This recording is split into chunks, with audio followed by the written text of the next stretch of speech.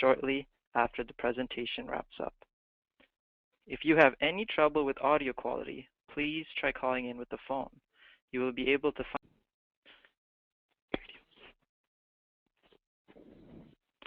Let's get started.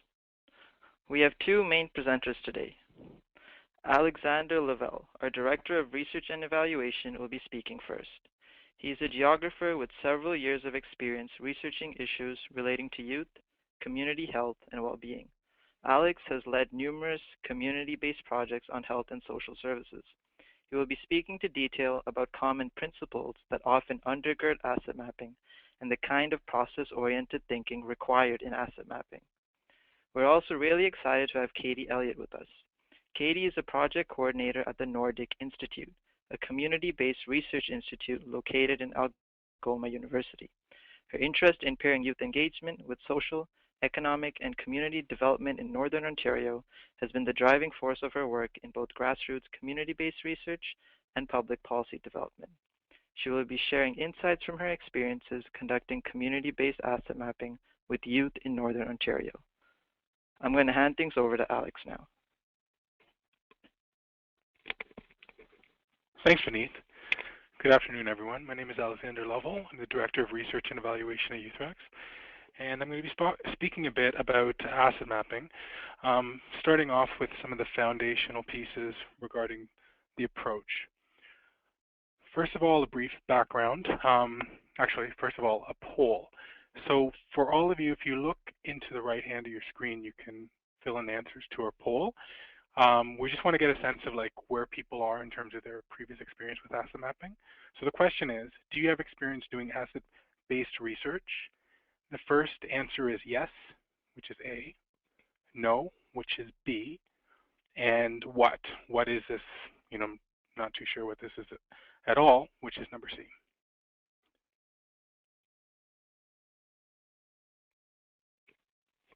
Let's take some time, wait for people to provide their answers.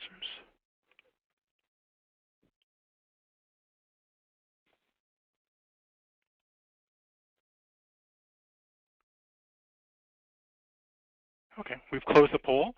56% said no, they do not have any experience doing asset mapping, and 30% said yes, and 14% said what is asset mapping. So I think for the 14%, this next piece will really be useful for you. We'll just move ahead.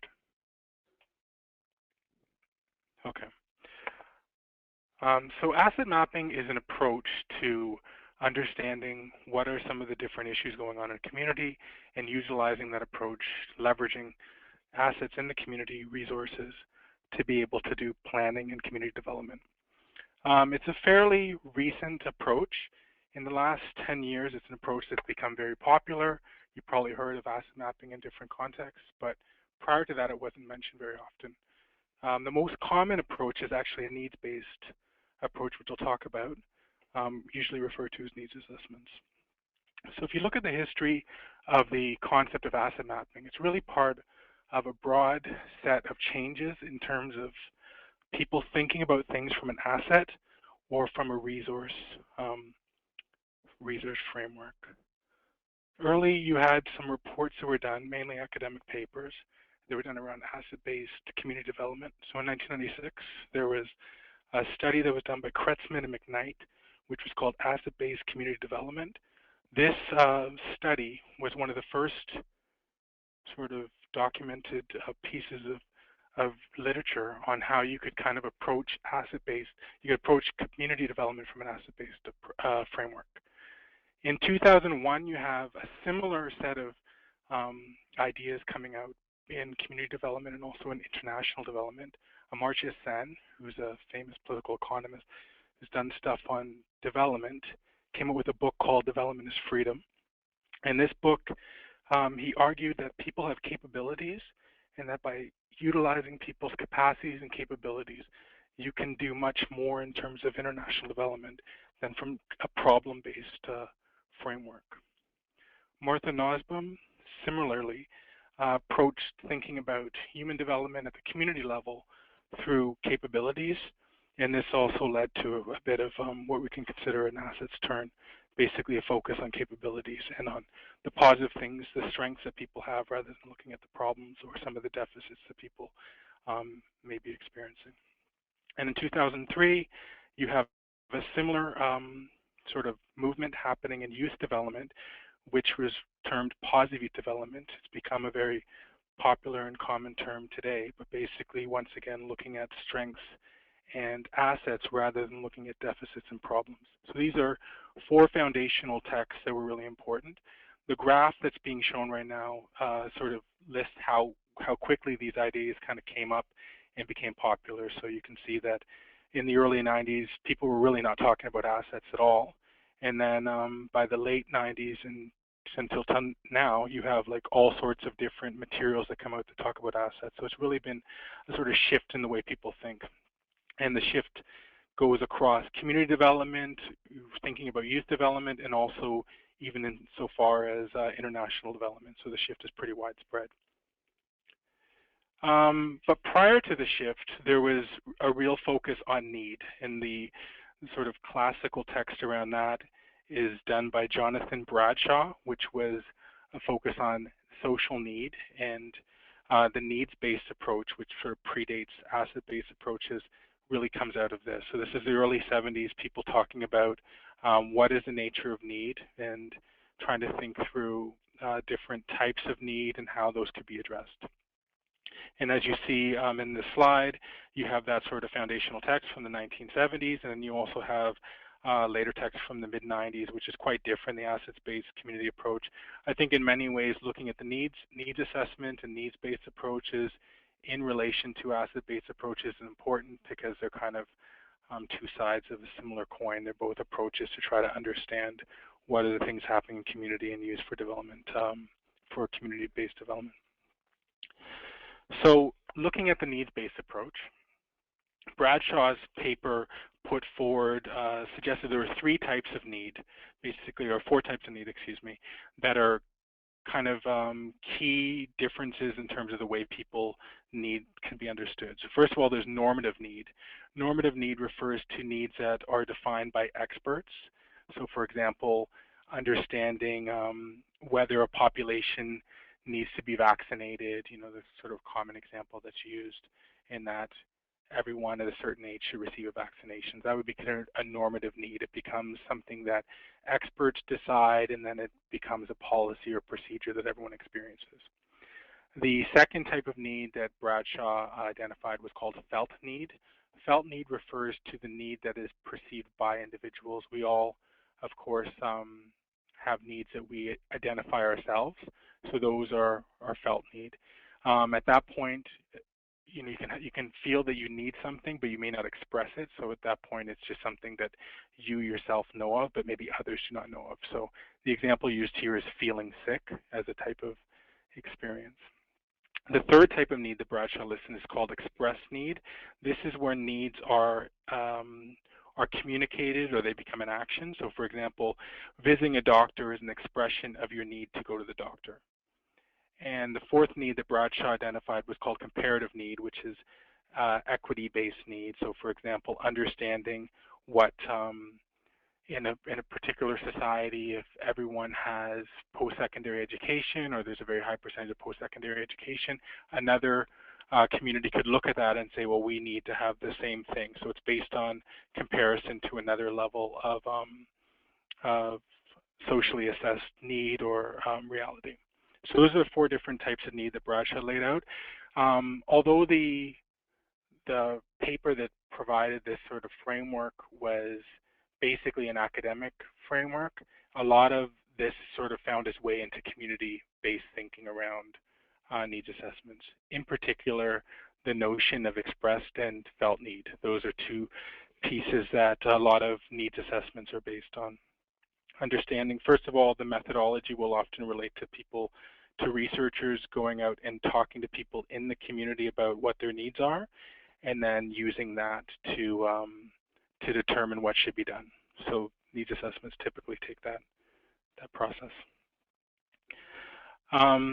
When Kretzmann put out the paper, the first initial paper on assets-based community development, sort of transposed or compared the difference between a needs approach and an assets-based approach and used this sort of diagram of a community, thinking about if you consider a community in terms of the problems in the community versus considering the assets. So the diagram may be a little bit fuzzy, but I'll just walk through some of the different items. So from a needs-based approach and in, say, a needs assessment, you could look at the unemployment rate in the community or the rate of young people that are not involved in school, that maybe are skipping class. You can look at family, sort of the family situation, how well families are doing. And all of it maybe is usually through the lens of problems or different things that are missing. And that's a typical way that a needs assessment approaches it. With an assets approach, you can take a look at the same community and focusing on assets, start to see different places or opportunities to be leveraged to improve the situation locally. So this could be looking at the local businesses rather than looking at the absence of business, looking at actually what businesses are there and looking at them as stakeholders that can be worked with, or looking at schools as institutions that can be, again, partnered with to do work. The same goes for different sort of levels in terms of the community. You start to think about community not only in terms of just a place, but having institutions, having associations or groupings of people, and also having individuals with their own capacity. So it's a sort of different framework in that regard. There are 6 main principles around asset mapping and the assets-based approach around sort of a needs assessment or thinking about community level, community development from an assets approach. The first is that everyone has gifts, strengths, and assets. It's a principle that is sort of the starting point. Based on that, there's always the focus on looking for those, trying to identify those gifts, strengths, and assets, and then utilizing them as part of a plan to make improvements in the community. The second is that relationships build community, that the importance of people collaborating and working together is key and crucial to how communities develop. The third is that people are actors, and what is meant by this is that people make change. People are able to affect social change in their communities, so that's a key principle. It's not just that people are kind of passive subjects where things are done to them, but they're actively part of creating the type of communities they live in. Fourth is that leaders involve others. Leaders should involve others in their work. And so it's very important to take a democratic and participatory approach to community development. Fifth is that people care about their community as a principle, that if you engage with individuals, that they will be able to provide the solutions to affect change rather than from, say, an expert-driven or a needs-based approach, looking at people as basically something that should be done to, I guess, rather than work with in terms of their role in affecting social change. And number 6 is that research matters, that listening, asking, and learning is crucial to being able to affect social change in communities. So those are the 6 key principles of asset mapping. And then if we think about it in terms of the process, there's really 3 key parts of how the process works. First of all, in asset mapping, it starts with a recognition process, which is basically to identify what's out there. It's sort of an engagement piece, understanding what will be the scope of the work. And then there's mapping and mobilizing. So I'll just kind of explain those in terms of other stages. The first step of the process is to define the boundaries. And these boundaries can be geographic, they can be social boundaries in terms of the individuals that will be involved in an asset mapping exercise, or if it's neighborhood based, what the neighborhood boundaries will be.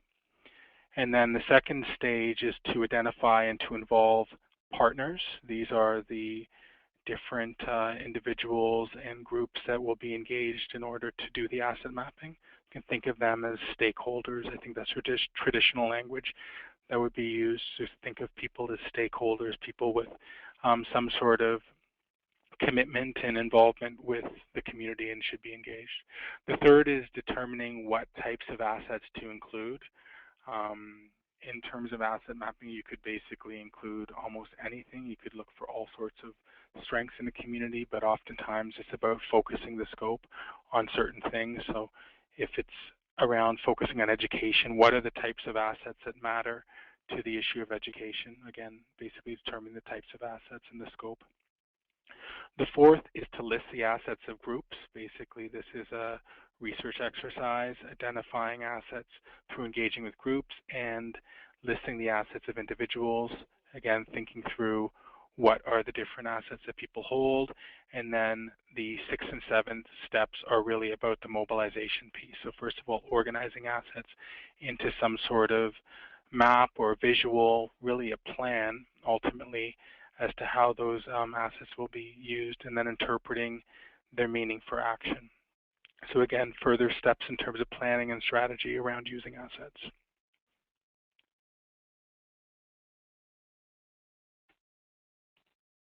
Okay, so at the beginning of this presentation, I sort of laid out how asset mapping is a fairly new approach. Asset-based approaches are definitely new on the scene compared with more needs-based and problem-focused approaches. At the same time, they share many things in common. So although they're often presented as being radically different, there's definitely things that are quite in common. Oftentimes, what people will sort of identify as being something in common is that although they're meant to be strength-based and coming from a positive perspective, it still is often utilized to deal with social issues, that are considered problems in the community. So it's really taking a strength-based approach to solving problems. But I think one of the key differences between an asset-based approach and needs-based approaches is that it refocuses the understanding of the issues that are being engaged with. So in a typical needs assessment, there really won't be much effort spent on looking at institutions in the community that could be leveraged in a positive way to make things happen, but instead the focus remains on just what's missing. So I think that's a critical change in terms of how asset-based approaches operate. Similar to needs assessments, we always have to think about the level of analysis in terms of how an asset mapping exercise is done. So basically, most asset mapping exercises are done at the community level, but they can be done at higher levels, such as the system level. There was a recent report that was done probably about 3 or 4 years ago for the City of Toronto, which was looking at creativity and people that work in creative industries, and looking at sort of the assets that they held, and it presented a policy strategy in regards to like encouraging and fostering that kind of industries that related to people that worked in creative jobs. So that would be an example of a systems level. The community level is typically done in terms of neighborhoods, or it could be done with a social population that's considered a community. And of course, we can think about assets at the individual level as well, and scale that up as well to think of it in terms of groups. So we have another poll. I'll just give a moment for people to settle on that. So this question is, which level of asset mapping analysis resonates most with you? And the first answer is individual level, which is A. B is community level, and C is system level. And I see we're almost all the poll results are in.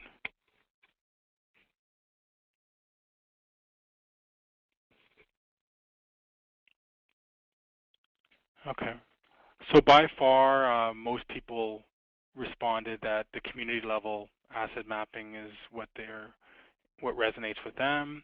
73% said community level resonated with them. 12% said individual level, and 16% said system level. So I think this is pretty consistent with how people typically use asset mapping at this point. Okay. So there are some really great tools that have been developed around asset mapping in the last few years. Toolkits are one example. And typically the toolkits that have been developed focus on developing sort of like different types of forms or processes that can be done to undertake asset mapping. So one of the ones that I really like is called participatory asset mapping. And this toolkit has some great sort of diagrams on how to actually undertake an asset mapping exercise. It explains terms quite clearly. It's quite good in that regard. And it also allows it sort of provides a bit of a guide as to how to do it with groups of people, as well as to think at the community level around asset mapping. So this is an example of one of the toolkits, but there's quite a few other ones.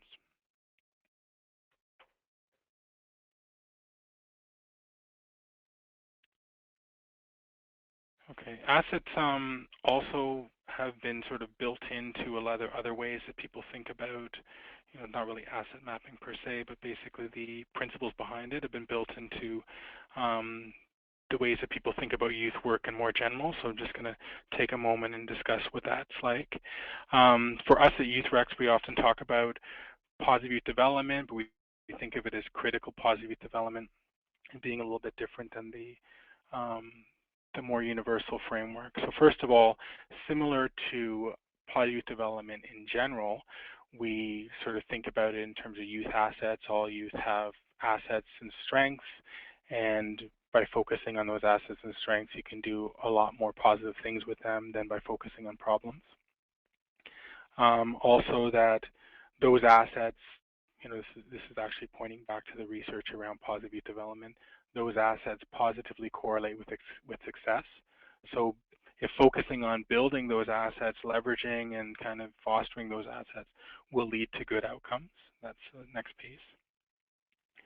And similarly, that this type of approach really encourages research and thinking about like how research plays a role in ensuring that assets, youth assets are kind of fostered. So that's an important piece as well.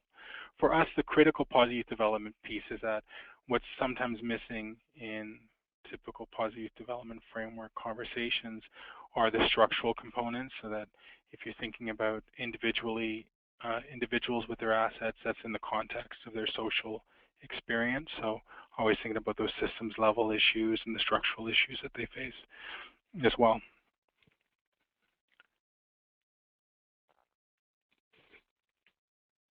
Okay, so there's also some pieces around kind of thinking about the needs assessment and the differences between assets and how they point you to kind of different conclusions. So if you're focusing on a needs assessment or you're undertaking a needs assessment, it will lead you sometimes to different conclusions around what's needed. The example that I've used before is that if you're looking at youth employment, and you're thinking about it just in terms of unemployment, sometimes the focus leads you to, for example, if you're looking at a neighborhood with high unemployment, sometimes the conversation shifts to that there's something missing around, there's something within the youth population there that needs to be adjusted. So people think about having more programs that are job search programs, or having programs that will help young people to learn how to go through an interview successfully, work on their resume. That seems to be like a common kind of way that people, a conclusion that's led, and then people sort of develop programs based on that. And I think that that's something that misses out on the fact that maybe there's issues with the actual job structure. So by focusing on assets, you can sometimes see like what's there in terms of the job opportunities, and also contextualizing the issue, in this case youth unemployment, within the actual presence of jobs. There's also thinking about like the assets. This is kind of more of a schematic of thinking about how an assets approach can look at jobs. You can break down different elements that are factors in terms of the employment opportunities that young people have. So for example, the actual jobs that are in an area are one of the factors. The skills that people have. Sometimes people talk about a skills jobs mismatch.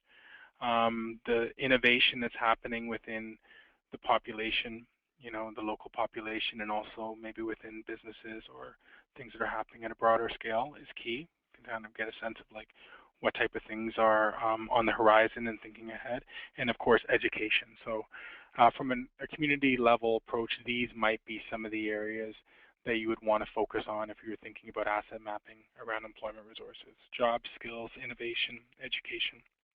Those are some elements.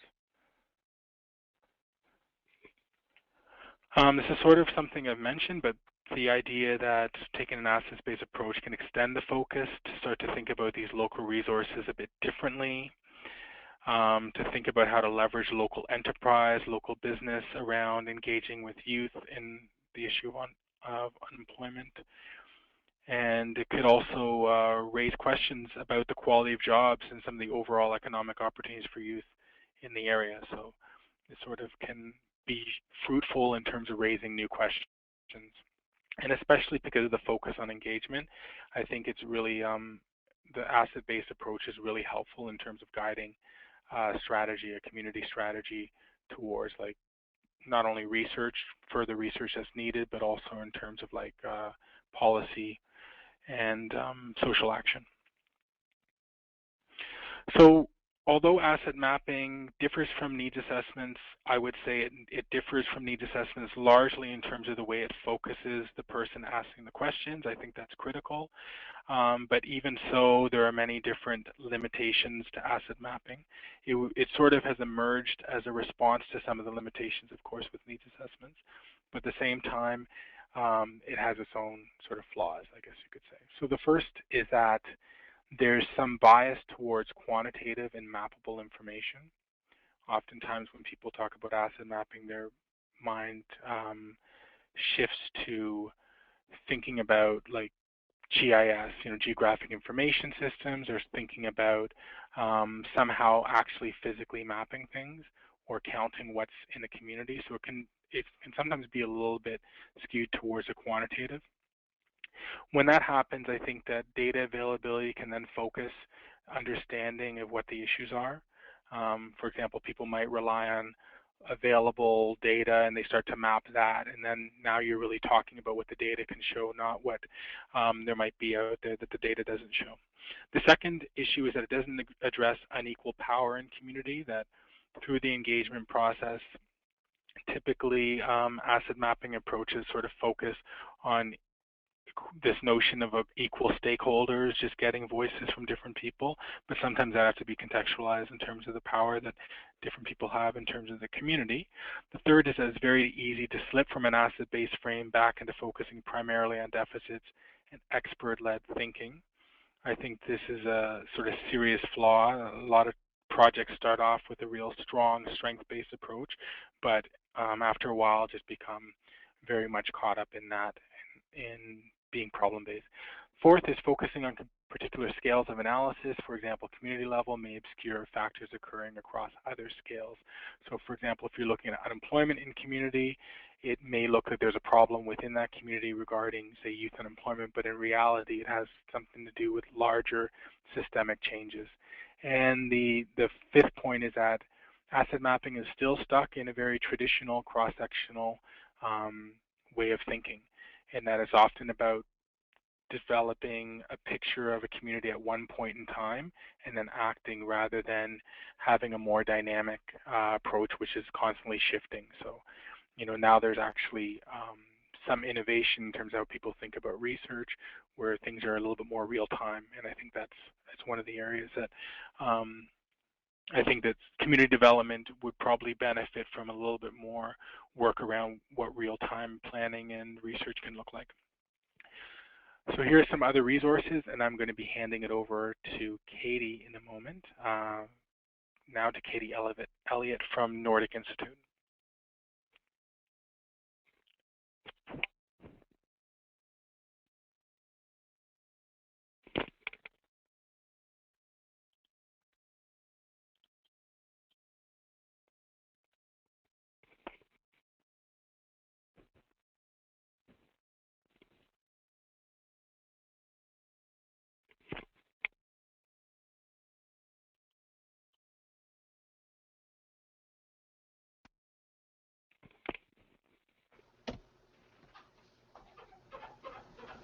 Okay, thank you. Hi, everyone. I'm Kate Elliott, the project coordinator of Social Entrepreneurship Evolution at the Nordic Institute in Sault Ste. Marie. And I want to thank Youth Rex for this opportunity to provide you with some information on our experience with community-based asset mapping in practice. So I'm just going to turn off my video in case it slows anything down. Okay, so today what I want to go through with you, I'll just give you a bit of a background on social entrepreneurship evolution, why we decided to do community asset mapping, our process and learnings, and then I'm happy to answer any questions for you. So, to give a bit of background on the Nordic Institute, the Nordic Institute is Algoma University's community-based research organization. And the goal of NORDIK is really to increase Northern Ontario's capacity to conduct research that contributes to social, economic, and environmental injustices, or justices, particularly in Indigenous and Northern rural communities. And of course, use that research to inform policy and decision making. So since its incorporation in 2007, NORDIK has completed almost 60 research projects, which is really amazing. And one of those projects is Social Entrepreneurship Evolution, or SEE. So SEE is an emergent collaborative. We're funded by the Ontario Trillium Foundation. And what we do is work alongside diverse youth, age 13 to 35, although we don't necessarily stick to that number. We invite everyone to participate in what we're doing, and their Northern Ontario communities to develop and connect sustainable infrastructure that will hopefully do a couple of things. One, foster a culture of social innovation and entrepreneurship in the region, and also support young social entrepreneurs, change makers, in establishing meaningful livelihoods that promote resilient communities. And all of this work that we do is really rooted in holistic, community-based action research and development. For the first 2 years of the project, we had a full-time action researcher who really did a lot of the work on the community-based asset mapping, and we do hope to have our interim research report out soon so that people can kind of get a better glimpse into the work we've done so far working with young social entrepreneurs in the region. So to give you a bit of better idea of our structure, we are a collaboration of 30 diverse partners, individuals, and organizations across Northern Ontario. So it's a huge scope. We work with people north of Parry Sound, all the way to Hudson Bay, Manitoba border to Quebec border. So it's a very, very large geographic area we're working with, and it's also very diverse linguistically. We're a bilingual project, culturally and geographically, of course, like I said. And we're also one of 7 initiatives across Ontario, part of the OTF Future Fund, recently newly named SOSENT 7. So we're also part of collective impact work across Ontario with those groups. And the idea, theoretically, is that we are working within a constellation model of governance. And so this just gives you a little visual of what we kind of mean. So there's clusters of work, similar work happening in different parts of the region, and the idea is that we connect those clusters of work, kind of creating constellations. And of course, the little flag represents the constellation lead. We have faced many challenges with this model, but also many successes. So it's something that we continue to work on with the project. So this is just to give you an idea, and it will make more sense as I go through the project why our scope is so important.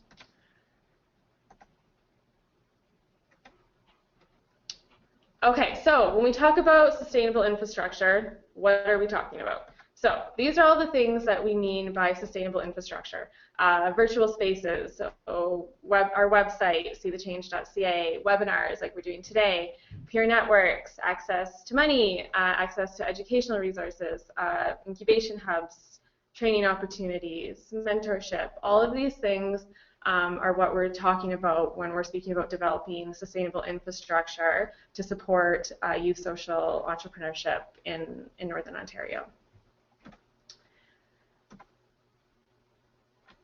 Okay, so that gives you a bit of context as to what and how we're working. And the beginning of the project, a couple of years ago, we had some major questions that we were grappling with. One was, are youth in their communities in Northern Ontario even aware of the term social entrepreneurship, and more importantly, the opportunities that we feel come with it? Secondly, what infrastructure and assets exist or are emerging already that can support young social entrepreneurship in the region? So all of those things that I just went over, we wanted to find out what was already happening in the region. We didn't want to create the wheel. We more so wanted to connect those pieces of infrastructure, and then look at where the gaps were to fill in those spaces. So those were the two questions that we were grappling with. And because our work is rooted in holistic community-based action research, we decided to go with the asset mapping approach. And I'll just go over a few more reasons why we decided to go with that approach that was just described. So yes, it is a strength-based approach, identifying strengths and resources in the community to build upon. And that was really, really key for us to do this approach opposed to the needs-based approach, because we wanted to focus on the positive things happening in communities. We wanted youth to feel empowered. We want them to feel like they can make a positive difference, that good things are happening in their community, they can stay in Northern Ontario. That was a huge piece of it. So definitely the fact that, just the simple fact that it was based on strengths and not needs. The goal, of course, is to give community members, youth in particular for our project, a chance to identify their community strengths from their own perspective and to get to know their community in a healthy way.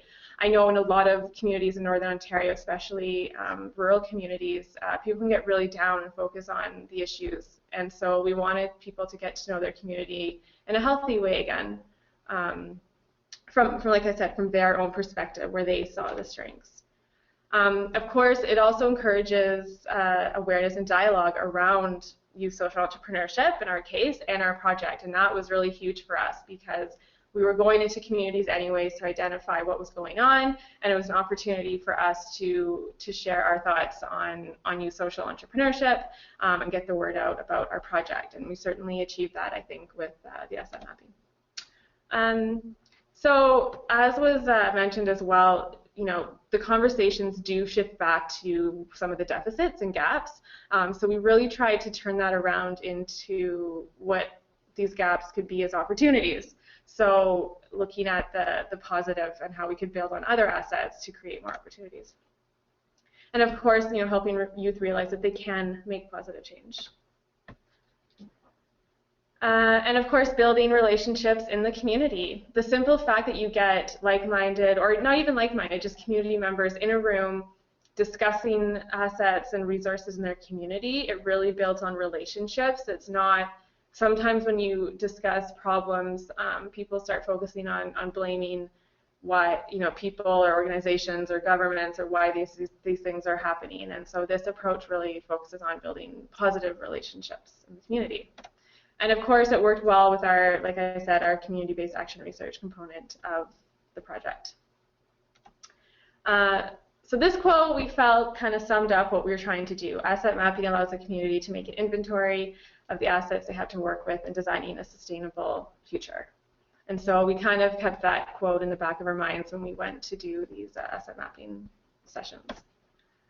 So we really didn't know what we were getting ourselves into when we embarked on a couple tours of community asset mapping. We had some amazing staff members who took these tours on, our communications person, Mel Timmons, and our action researcher, Shannon, and myself. And we went into all the different communities that you see identified there. There are a couple that aren't on there that since that map was made, including Thunder Bay and Sagamok First Nation. And these are just some of the photos of participants at our sessions. So that just shows you the large scope we were working with. So we were trying to map out all of the things happening within Northern Ontario, but from a community level, for sure. So I just wanted to say a big a really important piece of this was were the invitations and how we were inviting community members. That was really, really important. We, sent invites out to chief and councils of First Nations, to community organizations, business development institutions, colleges and universities, grassroots organizations, youth groups. We really wanted to get diverse people to the table, and I think how you word the invite is really, really important to create a certain atmosphere right off the bat, and of course to get people there, invested community members there. So I'll just go over how we actually did the activity. I'll go through this pretty quick, but I'm happy to answer any questions about it later. So we did conduct the asset mapping activities as a focus group, and I just wanted to point that out because it was recorded, because it was part of our research. We did need to apply to the Algoma Research Ethics Board to conduct the research we were doing, and so each participant had to sign a consent form so that they understood the research that we were undertaking, and they were okay with us using their input. So of course we provided opportunity for introductions in circle, and that of course was intentional that we started the session off in circle. We introduced social entrepreneurship and the C project to the group. That was really, really key.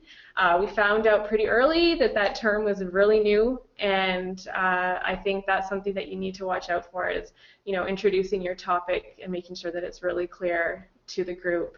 Like that was mentioned, identifying which assets you're speaking about. So this, for us, was a bit problematic, but we worked through it, and I can tell you a bit about how we did that.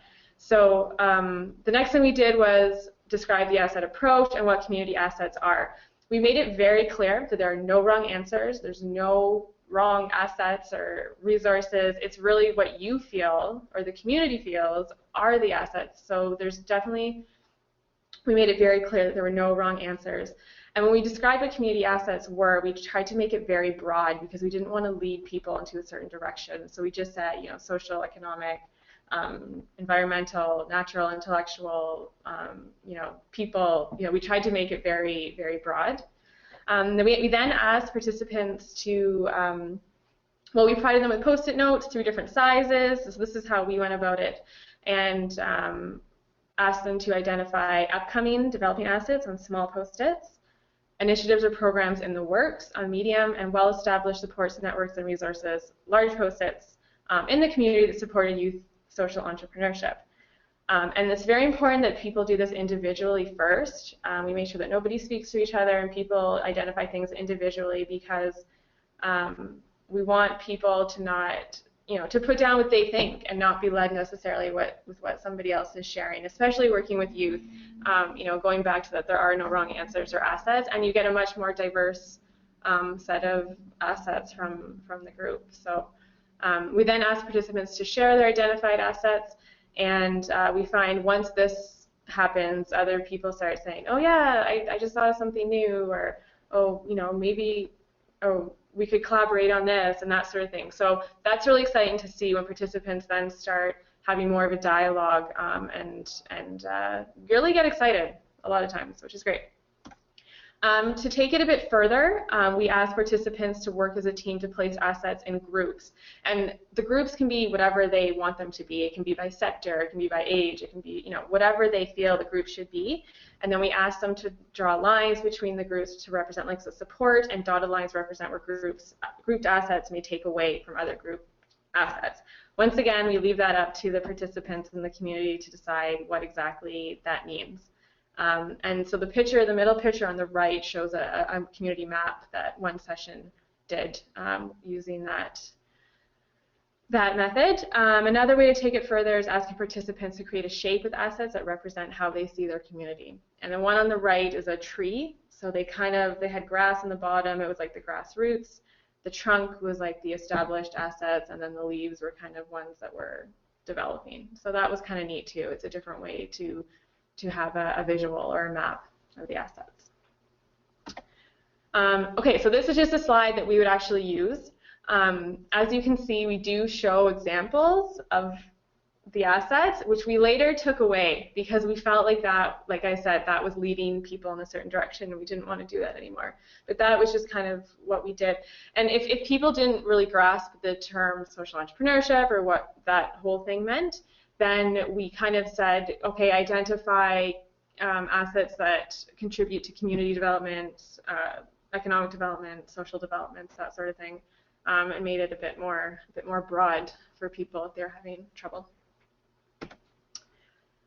Now what? So we went to 12 communities. We had all these assets. We had probably 1 million Post-it notes. I think we kept Post-it in business for a few weeks there.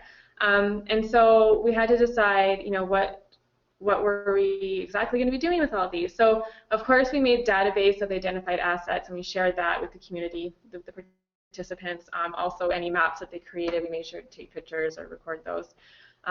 Participants became a part of our network. And a huge piece of it really was that the data we collected, trends that we saw, what we heard, helped inform the direction of C moving forward.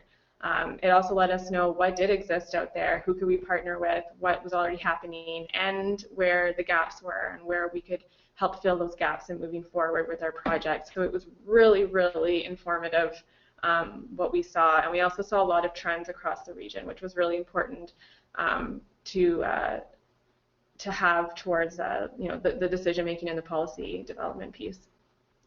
We also did generate some maps, and I agree that sometimes with this approach you can get too wrapped up in actually the quantitative piece and mapping things out, and I totally agree with that was talked about earlier. And these are just some of the maps that we were creating just to kind of give an idea of where the network was going, and where some of the assets were, and where some of the gaps were, which becomes pretty visible once you see those maps. But maps can look all different things. They can look like the tree, or they can actually look like a physical map, because we were, this was helpful for us because we were looking at the entire region. But for more community-based, they can look like whatever the community wants it to look like, the visual. So that was kind of neat, and it's neat to see how different communities see themselves through the assets. Okay, so I know I'm running out of time, so I'll go through this very quickly, but I'll just go through some of our major learnings and takeaways from our experience. Really important to have a safe, comfortable environment, especially with young people, so that they can share and have honest discussion with invested community members. So that's really important. These are, you're talking about major social issues, and sometimes that can get kind of scary, and so it's important to have that space. Make sure the question or topic is very clear. I kind of alluded to that earlier. We had some challenges with the term social entrepreneurship and having people think of, okay, well, what assets would contribute to that development? I'm not really sure what that means, and so making sure you're clear on that is important. It's really important that facilitators do not provide examples or lead conversations in a particular direction. I know that's difficult for facilitators sometimes, but it's really important to make sure that it's the community that's leading the discussion and the direction of their map, really. We definitely found out that so much work happens in silos, and a lot of times in even small communities, participants weren't aware of other assets that existed in their own community. There was a lot of aha moments, or really, you're doing that? Like, let's do that together. Or I have space you could come do that at. Or, we're already doing a workshop series on this. And, that happened a lot, especially in smaller communities where you wouldn't really think so. So it happened on that, community level. And then we also were able to take, things that were going on and share them around the region as well. So trying to break down some of those silos, which, can be difficult. I said this earlier, I think, as well, but as assets are shared, it sparks the identification of more assets and ideas for collaboration, which is really exciting. Like was mentioned as well, a lot of times the conversations did lead back to issues in the community. And so this is definitely a threat of using this method.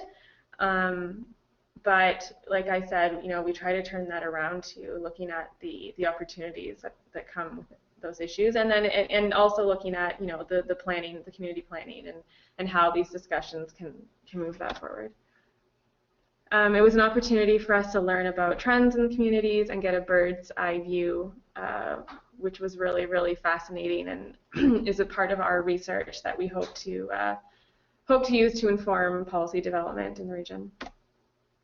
And it is very important to have a clear plan ahead of time of what you will do with collected data. I think that was a huge, not mistake that we made, but it was definitely a gap in this process for us.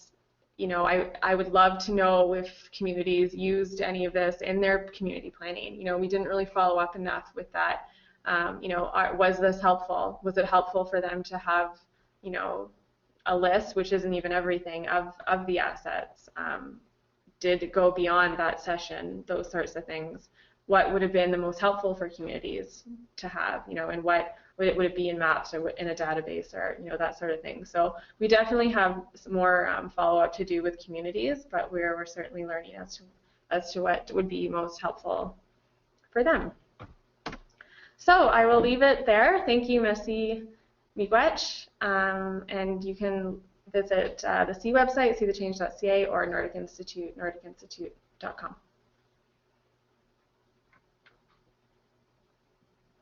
Thanks, Katie. So now we're just going to take some questions. We've received 2 questions so far, and if you have any other questions, please submit them now. The first question we received was, how can an asset mapping project be used to build capacity? And I believe both Katie and I are unmuted, so we can both respond. Katie, would you like to go first, or how would you?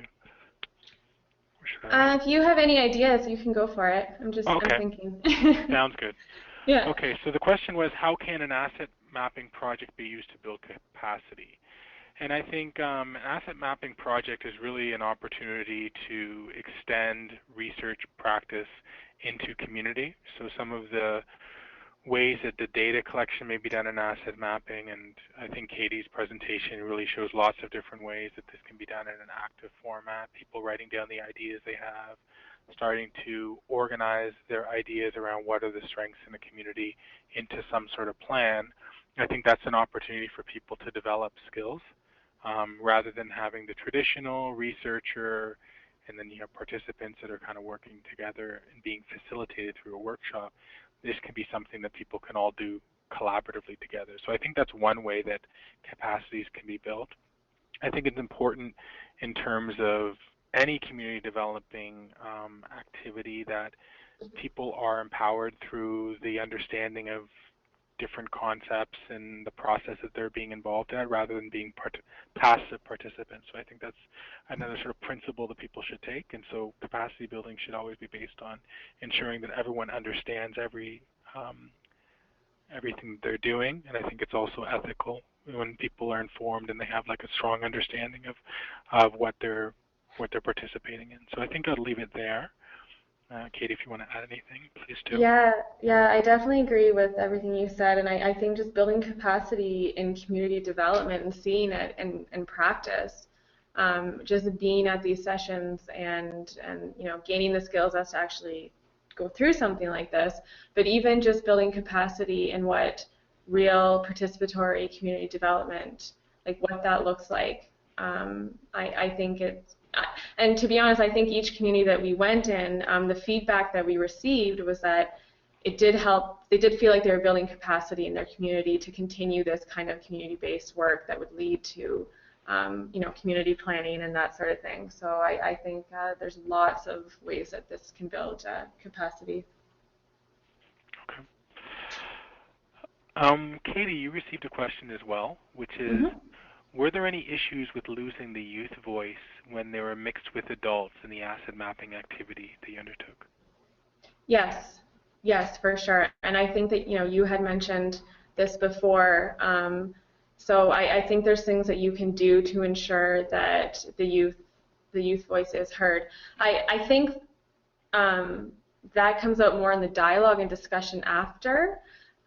I think it is really empowering for youth, though, or the youth voice is heard, during the exercise when everybody has an opportunity to write things on their Post-it notes and share them. And I've been in communities where we've done this, and people are very shy or very scared, and every time they get up and they share the assets from their point of view and how they see their community. And so it is an opportunity. Sometimes it's scary for people to just go up and say things, so for people to actually write things down is very helpful. We also, I didn't mention this in the presentation, but we also allow people to draw pictures. If they just want to draw a picture of the asset, if they want to draw a tree, for example, whatever asset that they think is part of their community, that certainly helps. But I definitely think that you need to be careful not to lose the youth voice in the discussion afterwards. But I've definitely seen youth be more participatory in discussions after you get them off on that foot where you have opening circle and then you have them writing things down and then sharing them with the group. So. Okay, thank you. So the last question we have is how to share the findings from an asset mapping activity in ways that people can understand and use to mobilize. And Yes. how about I start with this, and then Sure. maybe you can add to it. So I think that one of the things that's been happening in the last few years is that it's becoming apparent that actionable information really requires like a lot of thought to sort of figure out how to make information accessible. And so people are putting a little more thought in that. I think the first thing is that you want to have access as being the starting point as to how you're going to communicate the findings. So first of all, understanding who the people are that you'll be talking to, what their needs are in terms of it being accessible, and then coming up with the appropriate format accordingly. So it might be looking at short formats, thinking about using graphical formats, or even thinking about things in terms of them being spoken rather than having to be written. So oftentimes producing a report, that used to be the very traditional way of dealing with results from research, but I don't think that that's really the direction people should be starting from. They should really be thinking through about how do I make this something that people can use as a starting point. So I think I would leave it there in terms of how the findings should be presented. Katie, if you want to add anything there. Yeah, I agree. That's a really good point. And like I said at the end of the presentation, we're still exploring what are the best ways to share it with communities that's most useful and that they can actually use going ahead. So we're in the middle of getting some feedback from the sessions that we've done to find out were the databases and the graphic, the maps useful. And if not, what would be a better way? So if anybody has suggestions or has done this and has different ways that they could share, that would be great. Okay, thanks, Katie. So I think we're at the end of our webinar, but you can share your information, you can share your feedback. If there's an evaluation form that you'll receive emailed to you, and we'll also provide you with additional information by the end of the week. I think there's been some requests for slides and other follow-up information, so we'll provide you with that as well. So just on behalf of everyone at YouthRex, I just want to thank you again for coming to this webinar, and we'll talk to you soon. Take care.